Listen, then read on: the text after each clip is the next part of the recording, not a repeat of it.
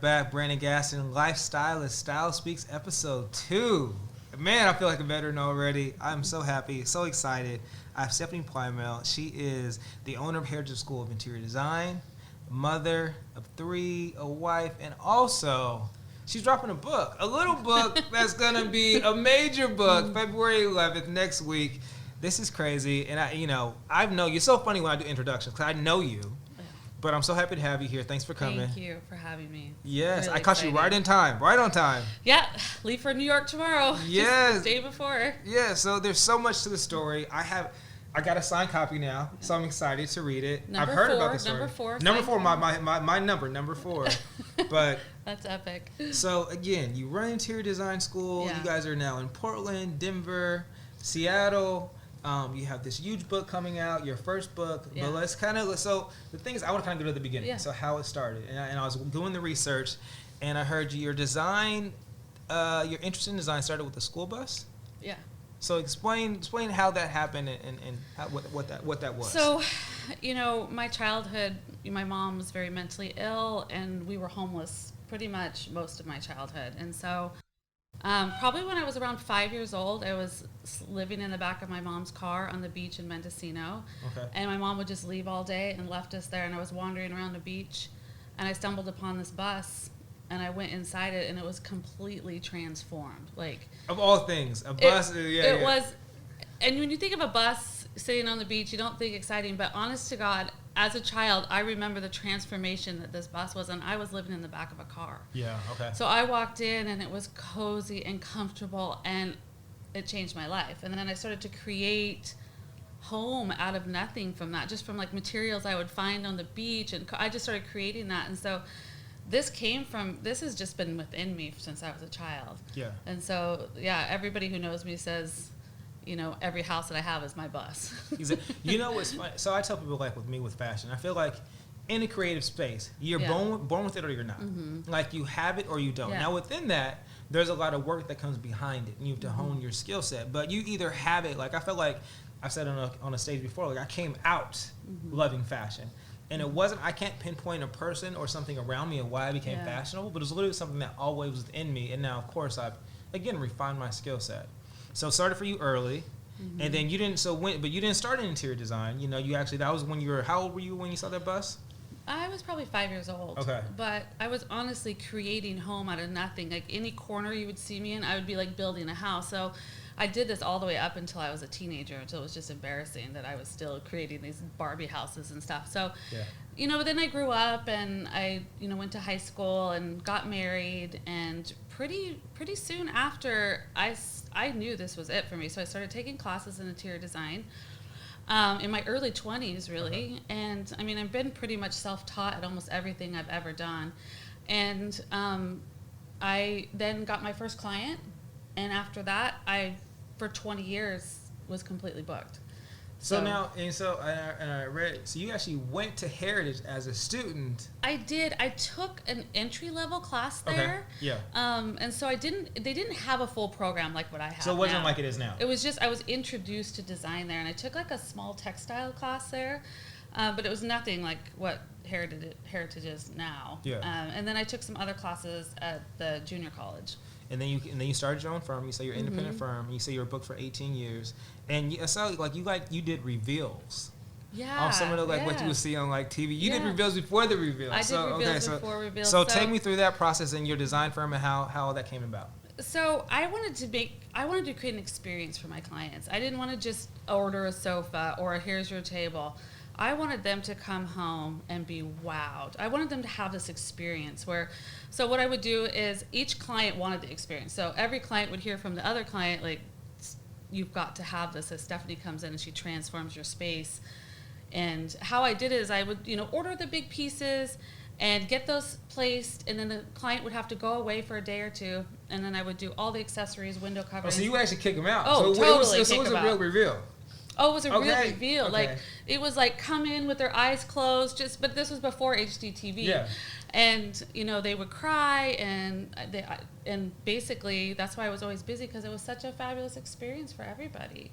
Yeah. And they, had this, they would just walk into like a Street of Dreams house after being gone. And it was super fun for me. That's amazing content. I talk about getting content all the time. That's amazing content. I know for me, when I'm dressing someone, when I used to do that a lot more. I was doing a video earlier today, and someone was like, "How do you know that they like the clothes?" And I'm like, "You can read their body language, and when they stand differently, they hold themselves differently." And it's like you can see that they transformed, literally with that outfit, right? Yeah. And that's why I did it. And so I imagine you get that same experience when they're coming to see the house for the first time, because they've left their space and now they're coming in here, and it's like it's brand new. It's like they've never seen it in a way that they've never thought it could ever be possible. Oh yeah, I mean, people call you because, and like you, they don't have a clue what to do. They don't know where to shop. They know they want something. And this was before Pinterest and all this stuff. So I would meet with my clients and really get a great idea for who they were, what they want, what their needs were. And then, I would insist on this transformational experience for people. Even though they were scared to trust me, they always, in all my years, I think I had one person who was unhappy. Yeah. But that's like hundreds and hundreds of clients that I had. So you were a successful firm for 18 years. Yeah. And then you kind of went away for that temporarily. Did you work in textiles? Yeah, I did go away. So what happened for me is I felt this calling for something new in my life. And so I went back to school and I studied business. I became a master coach.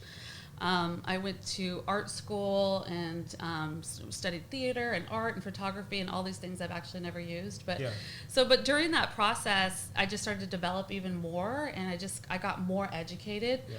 And I was kind of like, I was a little bit lost actually, because I knew interior design was the love of my life, but I just felt like it was something new. Like I knew there was a calling. And then what happened is a colleague said, hey, Heritage School of Interior Design is closing down, and I thought of you, Stephanie. And I was like, wow, I don't know why. I have no clue how to do this, but I think I got this. So I met with the owner, and it had closed down. Mm-hmm. And I thought I could do this because it was transforming people's lives. And this is 2014. Mm-hmm. Okay.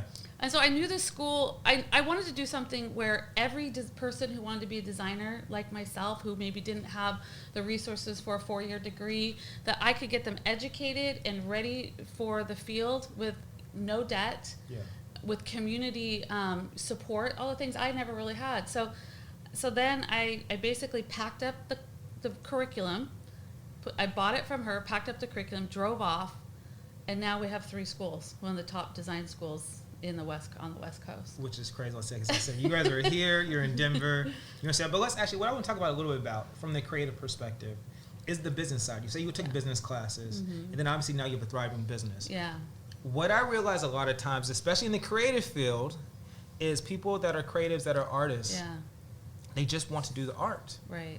And they don't understand that although they can style someone or they can, understand how a house needs to look and feel, if they don't understand the business side of it, then there is no business and there's no success. And there's someone else that can do it. And I say the same thing to people that are professionals, right? They don't respect the art, right? They just want to do, spreadsheets, and they understand the numbers and the strategies, but they don't actually understand the actual art behind it. And it is an art and science, and that's actually a lot of the reasons I want to do the podcast. I'm like, this is for the artist who don't understand business, and this is for the business people that don't understand artists. So explain how they work together and how you be able to make it work with your businesses. Well, I'm not going to say that I am just this great businesswoman. I am a creative, but I'm also just this force of wanting, I have goals and I go for it and I want to do it. And you can't say no to you. And you can't say, I don't understand that. That's not a word. It's not a word that exists in my vocabulary. My husband said, my goal is to never say no to you, Stephanie, because it doesn't matter. I'm still going to do it.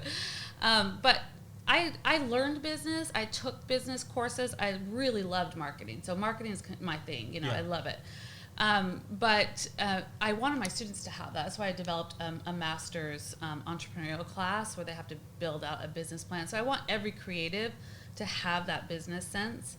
I'm all about building. I am a businesswoman, and I'm about building business, but I didn't necessarily have, at first I was definitely an interior designer, but I had to cultivate that business side in order to grow, for sure.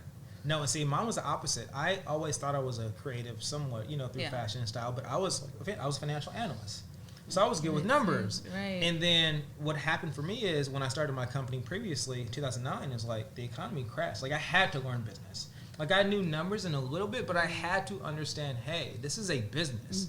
And one of the books I read was The E-Myth. And it talks about literally about the person who is a creative or whatever, and that when they become a business owner, like you have to leave that aside. That's still a part of you, but you need to understand you're a manager now. You're an entrepreneur now. You aren't just in whatever field that you're in. And so that's definitely a growth curve. But for me, it's like I love it. And I'm like you too. You can't say no. It's not a matter of if. It's not a matter of whether or not it's gonna happen. It's when. I know I'm gonna make it happen. And I feel like that aspect, that perseverance is key because that's really the difference. And so you were saying like no one can tell you no, like you're going to make it happen. So tell more about that as far as just like the level of perseverance needed to be successful. Well, for me, it's like this drive and force in my life. I mean, when I took over the schools, people were like, what do you know about education? You know, what do you know about this? But I had a vision. I had a vision and a passion to help people, and the school was just a natural next step for me. So I bought it, and I'm not going to fail at it. And I researched and I studied the best design schools that I could find. And I didn't have to reinvent the wheel. I saw what they were doing, and I incorporated a lot of the great things that great schools are doing. And that's how it happened. And then I wanted to have my next school. Denver happened. I wanted my next school. Seattle happened. So that, like, I also, like, I do visualize what I want. And so it's really hard for me to stop until it's done. Like I literally just posted, I was like, you have to see it before it happens. But the seeing it is necessary for you to know even where you're going. Right? It's like creating, having an idea where the finish line is or where you want to get to, but you have to at least visualize that process.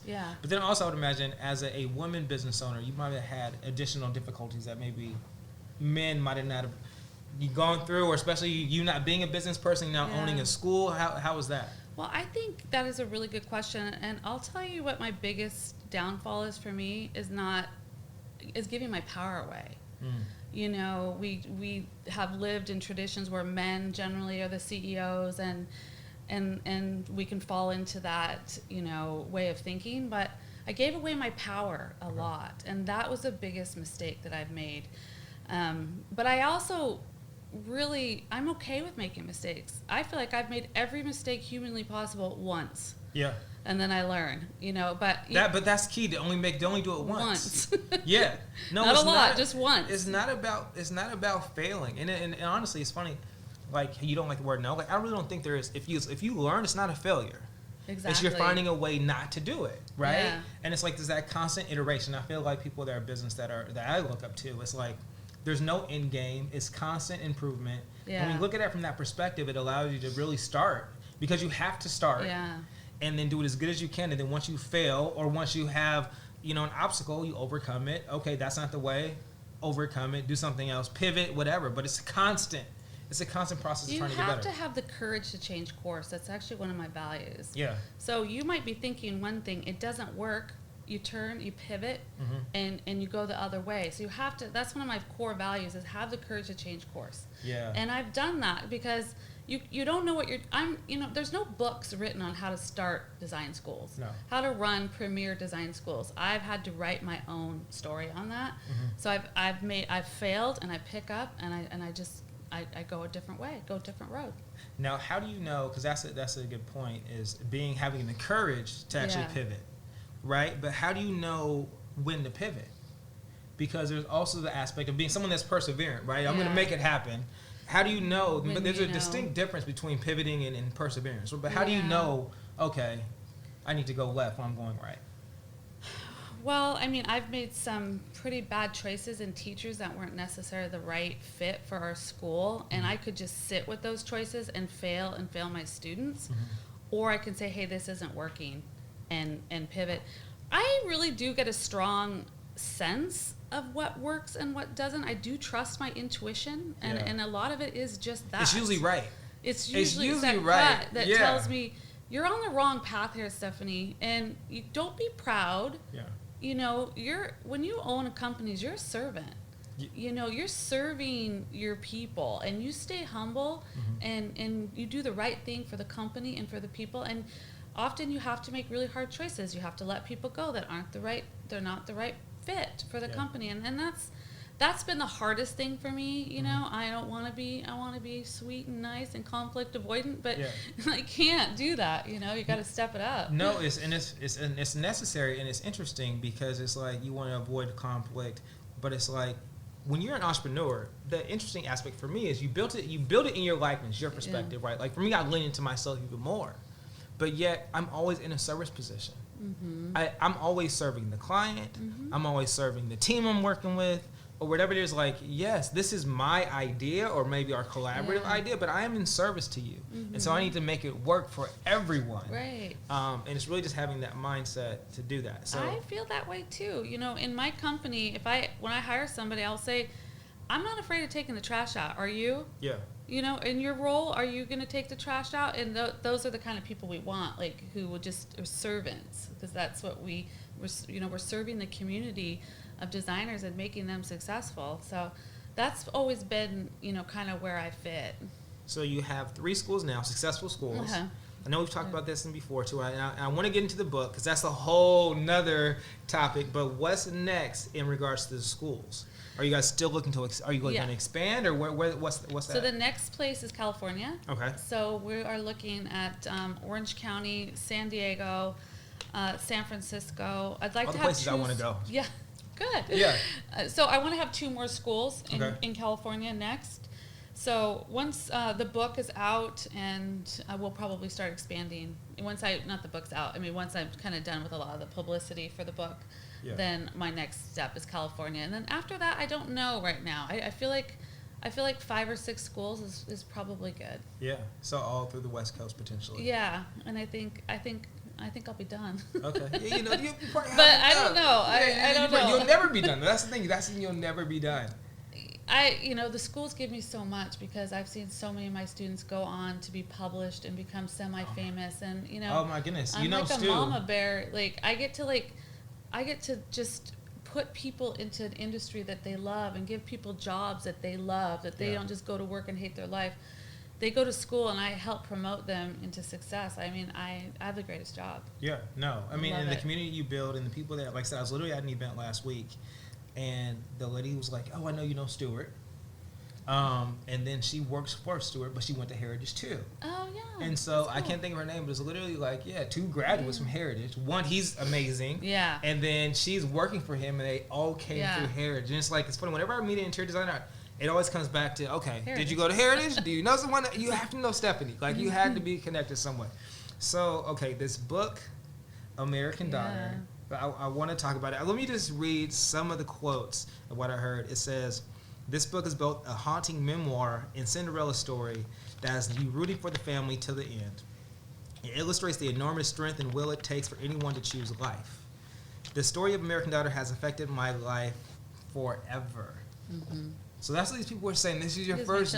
This is the first book, right? I didn't read it. So let's talk about it. Yeah. American Daughter.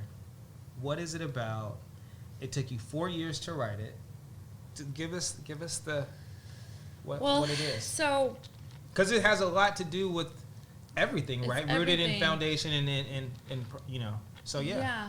So like I told you, so my mom is severely mentally ill. She has dissociative disorder, which is multiple personalities. She has schizophrenia, bipolar disorder, and we were estranged for a very long time because my mom basically threatened my life, and there was a stalking order between her. The police arrested her. She was very, very violent.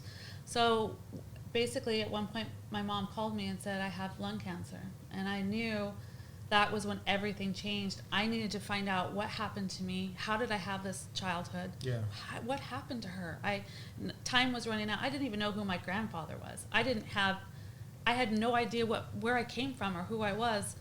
And even though my mom was so mentally ill and there was a stalking order between us, I decided that I was going to start interviewing her. And I had to interview her because she wouldn't just talk about it. It had to be something. I set up like a professional interview with her. And that worked. So the interview is what got you. That was a tool to be able to talk with her. I got you. Okay. And so through the process, what happened is that my mom revealed through this book that she was abducted and gang raped by up to 17 men when she was 10 years old, and that it made national headlines. And at first I didn't believe her because she is mentally ill, and I just didn't believe her. But then it all came to pass, and we found all the articles, and the family confirmed it. And so that transformed my mindset into, wasn't just about me wanting her to take responsibility for what happened to me. It became about her and I processing everything together.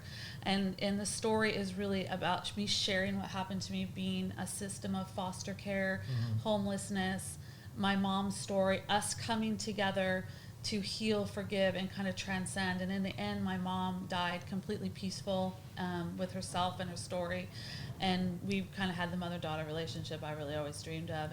And so, you know, my mom really wanted her story to be told as well. And so it was really meaningful to me that I wanted to kind of come out of the closet and tell people about my story, where I came from, instead of hiding for 50 years and in shame that, you know, because the story is so horrific that it's made a book. Yeah. And I couldn't just tell people, I didn't know how, so I kind of lived this, I would say, a bit of a facade, you know, just hiding behind my career, hiding behind design, hiding behind all these things. And it was time for me to come out. Was a part of that because you didn't know?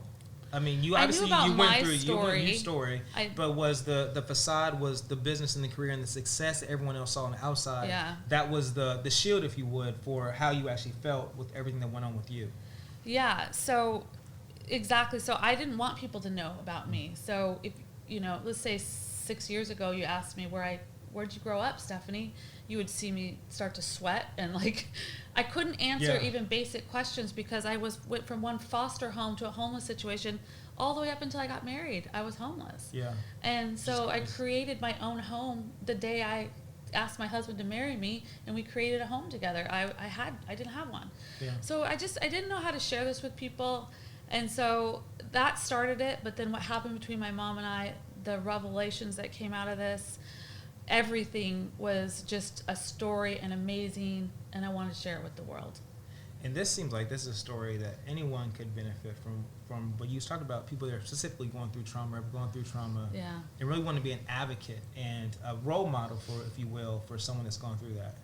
Well, Brandon, I honestly thought no one would relate to my story, and this was just going to be a freak show. Yeah.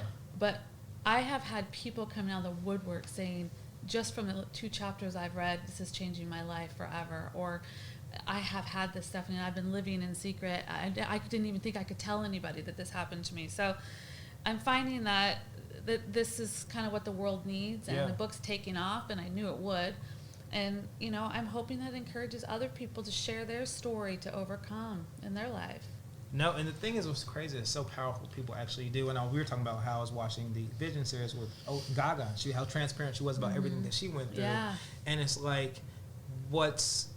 people think that it is just them, not realizing how many other people have gone through similar situations or can relate to it, or family members gone through it, to where they bottle it up too for the same reasons. Yeah. And it takes someone to have the courage to actually talk about it and say, hey, no, this has happened. But also, I'm a byproduct of that, and look what I've achieved, and I'm successful, and I'm healthy, and so on. So the book launches February 11th. This is in the first book. New York Times has picked it up. I got you just in time before you go back to New York. So let's talk about that for a second. I'll humble brag for you about how amazing this first book and how it's taken off. But so talk about what's coming up next for you for the book. Well, I think I was telling you, Brandon, I woke up one morning and I Googled myself to see what's happening out there with me. Yeah. And I found out that Target picked up my book. I was like, that's how you know when you Google yourself. That's key. I was like, good job, Target. So Target said, look what's new at Target. I was like, this is great news. So that was as exciting to me as the New York Times, the Today Show, Oprah magazine, all of it. I was thrilled. So you're doing that next week at Target. I said, I know. I saw it. I was talking about it last week to someone else. I'm excited. I got a signed copy. Read it. Just can't wait to see your review. No, I know. I'm down. The reviews have been remarkable. Like, it was actually hard. It was hard to actually pick some of the quotes because the reviews have been so amazing. And so you're going on tour next week, essentially, for the book. Yeah. New York, you have tons of stuff coming up. So what is next now? I mean, you only have, three schools, a bestseller. Let's just say it, a bestseller. What's next? What do you think you're going to be doing? What's going in the next 12 to 18 months? Well, so obviously I want to make the most out of this tour and have so much fun, most fun I can have, and really meet a lot of new, really great people. I want to, I want to share my story and encourage other people to share their stories. There's a few things there's 3 things right now that are going through my head. I do want to create a platform for people to share their story and support them in overcoming. I want to find that platform. I think I've got some ideas, and then I've shared with you an idea called Life by Design. And so the people who are overcoming these monumental things and trauma in their life, I want to have a show where we do a complete makeover on them. I know a good stylist. I know. I was thinking of someone. I know somebody. Okay, I can put you in contact.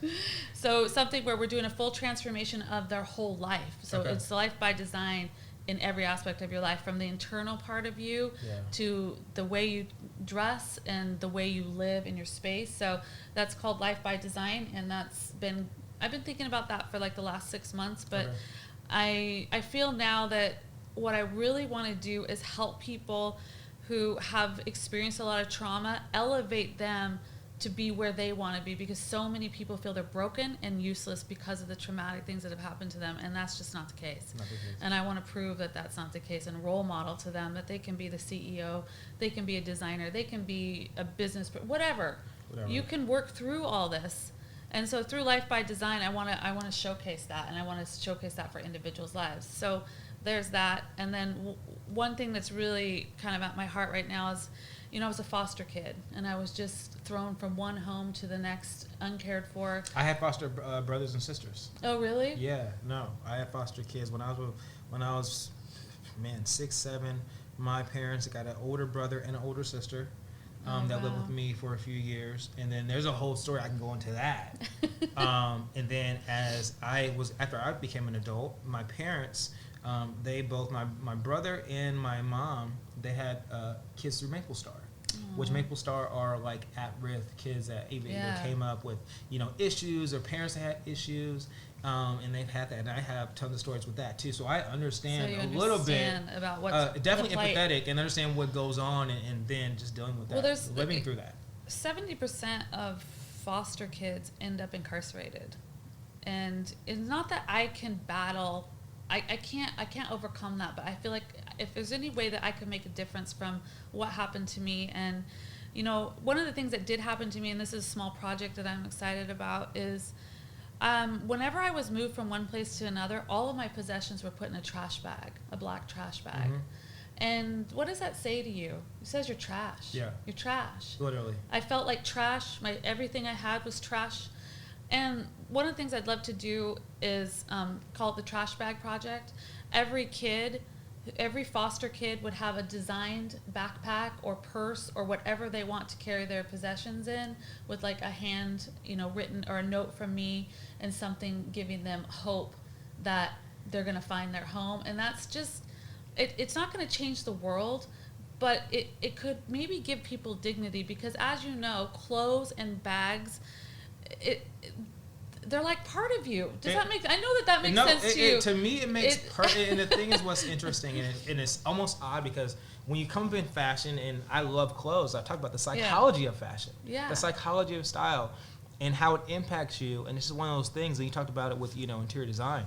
You live with that. Yeah. But also, it impacts how you live and how you feel about yourself. Mm-hmm. How your room is designed, directs how you interact, if you have people over, if you don't, if you entertain, the mood that you're in. Mm-hmm. And with clothes, it's the same way. You get dressed every day. Right. And I always, when I'm talking to people, like, look, you've had a time, hopefully in your life, whether it was going back to high school at a special dance or a prom or a wedding, where you seen yourself in a way that you're like, oh my gosh, that's me. Mm-hmm. It's like what I talked about earlier, that transformation. And it's like, if you can intentionally affect that in a positive way, how powerful that is. Mm-hmm. And that's really the power of, design, the power of style. And I can imagine, like I said, just thinking, like you said, the little thing like having a trash bag and how you already are feeling. I was literally traumatized by trash bags most of my life, because my doll, my little bit of clothes I had were in there and thrown into rooms. Like it's like we're literally throwing you away. Literally. Yeah. And I thought, that has impacted me so much. I think I could get Nike, Adidas, and some of these great companies to help in this. It'd be a simple thing that we could do to make a huge difference in a person's life. Because a backpack or a bag, my designer bag, I always have a Louis. Now that I went from trash bag to Louis Vuitton. Yeah. And I feel good. It's symbolism. I feel great in my. Yeah. Whenever I'm wearing that, people look at my backpack and it makes me feel good, and I want that for these kids. And it's not. And you, of all people, will know that that's amazing. Sense. And the thing is, not only and it's not. And what I want to get to people is, it's not about being vain or vanity. Like, there is a psychology, and it doesn't have to be a particular brand, but it is identity. It's how people identify. So I tell people a lot of times when I'm styling them, like, how you dress, whether you know it or not, is how you feel about yourself. You just don't know it. You aren't intentionally or forward thinking like, oh, I feel like crap, so I'm putting this on. Yeah. Right? You might not be saying that to yourself, but your outfit is telling you that. Right. So it's like, if you can change that action or change that process, then you can feel better. And it's about really feeling better. And if you feel good about yourself, you believe you can do things. The confidence that you have when you feel good about yourself, that's what's impactful. That's can change people. So, I totally agree with you. So I know we're on the same page. The show is called Style Speaks. Yeah. And it's so much more than fashion. It's really, like I said, when I look at style, I look at it all encompassing. How you live your life, how you dress, of course, how your home is. And it's just a nonverbal communication to everyone that comes in contact with you and yourself. Yeah. What does it mean for you? So for you, how do you want your style to speak for you? Well, luckily I had you over for a styling. So it speaks really good. It speaks great. So for me, style is at the utmost importance. I mean, I'm a CEO of a design school. I absolutely love fashion. For me, I feel great when I'm dressed beautifully, and I feel like people respond to me really well. There's a respect level that you get, and it just builds my confidence. So I absolutely love fashion, and I love style, and it's just a big part of my life, from my clothing to my house. Everything. I really live this. Yeah. My life is really about design. I don't just teach it. Like, I live it in my home. I live it through the fashion. And it's just part of who I am. I just can't. I wouldn't have life any other way. You can't separate it. No, not for me. Yeah. I know. I mean, I've met people who are designers, and it doesn't reflect in their home, and I can't relate to that. Or, you'll see people who are, a fashion expert. It doesn't connect to their own personal style. I've seen that. So for me, I live it. It's real. For me, and again, on that note, for me, it has to be. I feel like, if I'm going to sell it, I have to live it. It has to be who I am. It has to be authentic. It's how I feel about myself. So I couldn't answer any better. But as a designer, if you show up styled, you're already going to get the client. Absolutely. It's half of the sales process. I tell people I work with, I get you in the door. Yeah. All you have to do is not mess it up. Yeah. But I will get you in the door. And you will get noticed. All right. American Daughter, February 11th. It can be found where? You said it's already at Target. So Target, Barnes & Noble, Amazon, lots of independent stores are picking it up right now. It's basically everywhere. There you go. Anywhere you can get it. And every single person has connected to this book. Men, women, millennials, you name it. Older people, they're everybody is finding something about themselves in the story, which is astounding. No, this is amazing. I'm excited to read it. I'm excited to see what's going to happen. I'm excited to be a part of your show. And on that note, I'm glad I caught you before you went to New York next week. Thanks for having me. Absolutely. So again, Style Speaks. Be stylish, be great, and be intentional. Thank you. Thank you, Brandon.